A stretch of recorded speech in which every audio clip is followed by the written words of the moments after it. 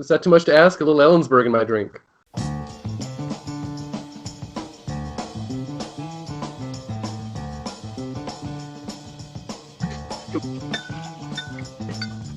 Join us as we delve deep into the dark soul of humanity. Join us as we face the demons deep inside ourselves. Join us on Two Cousins Drinking. And today we're Two Cousins drinking Breaking and Entering American Whiskey from St. George Spirits. Greg, the phrase American whiskey has me both intrigued and nervous. This whiskey is called American whiskey because it is coming from numerous states. Is this a genius move on their part? A sleazy business move on their part? I want to know. I'm excited and nervous. It's episode 69, Greg. I'm excited and nervous. Never thought I'd get you to 69. It took a lot of alcohol, Greg, for you to get me to 69, but we're here. It's a classic whiskey color. Yes. ABV on this, I believe, is 43%. 43? Yes. Ready to give it the old snifferoo? Well, orange. Like those sugar-covered orange candies.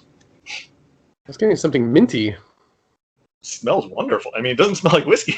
It smells delicious. It does not smell a thing like whiskey I've smelled before. So we disembark on this adventure, episode 69. Here's to you and me making it to 69. That's a delightful long finish, kind of a fruity long finish. Ooh. Very, very peppery, spicy finish, but with that fruit. Like a light. It goes down a little boozy, but then the finish is... This is so weird. Well, that's because, so here's why it's weird.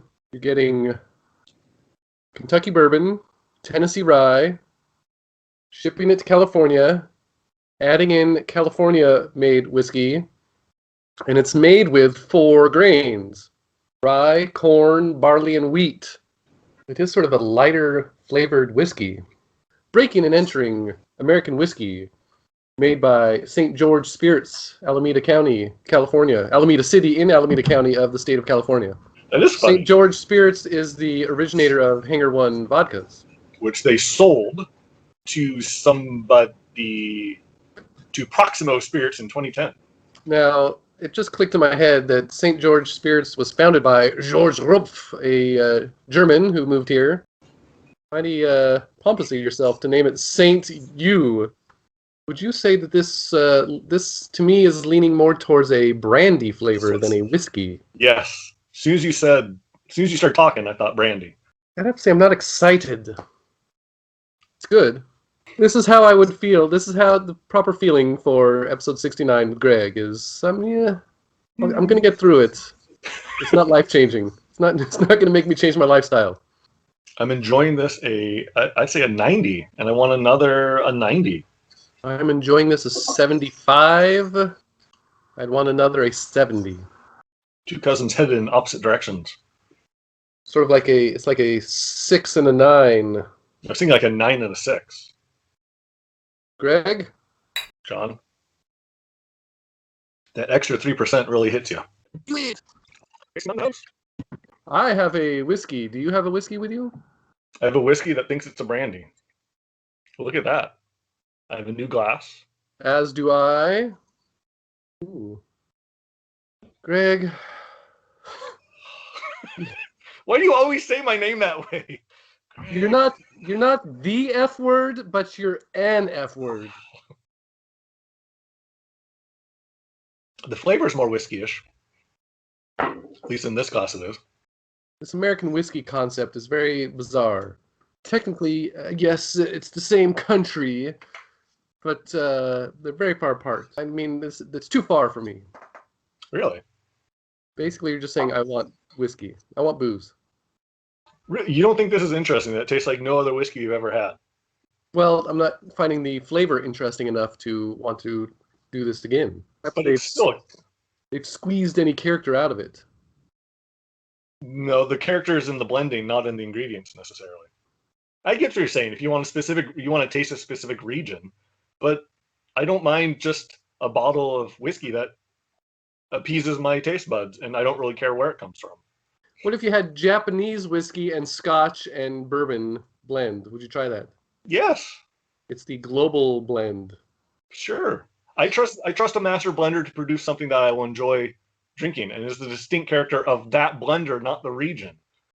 Here is my problem with it. It is not the blend, but he is taking bourbon, he's taking Tennessee whiskey, and from what I'm tasting, the characteristics of those drinks are not represented. That is the problem. Not bad. I don't want to come off as saying it's bad. I just think if you are a whiskey aficionado, this might not be your bag. I'm holding strong at 90-90. I'm going to say I'm enjoying it at 75, and I'd want another 75. Let the shame begin. The shame began years ago. Hello, John, and welcome to Drink 3. Thank you. Still getting very little on the nose. The nose has lightened up, yeah, quite a bit for me. Started like... What celebrity, living there, fictional, are you going to drink this with? And it's the only time you ever drink with this individual. I would drink this with Jack Kerouac, famed American author. You found yourself whisked to the magical world of Middle-earth, and you get to drink this whiskey with one character from Middle-earth. Who do you drink this with? Theodred. Prince Theodred. You're at a wedding, and this whiskey asks you to dance. What song is playing? She's Only 17 by Winger. I was thinking Tootsie Roll by the 69 Boys. Here's the problem with the concept. The concept of this American whiskey is very interesting. What they end up with is not as interesting as the concept. That is my final statement on the matter. What would you do to improve this for your taste buds? It needs a little more character.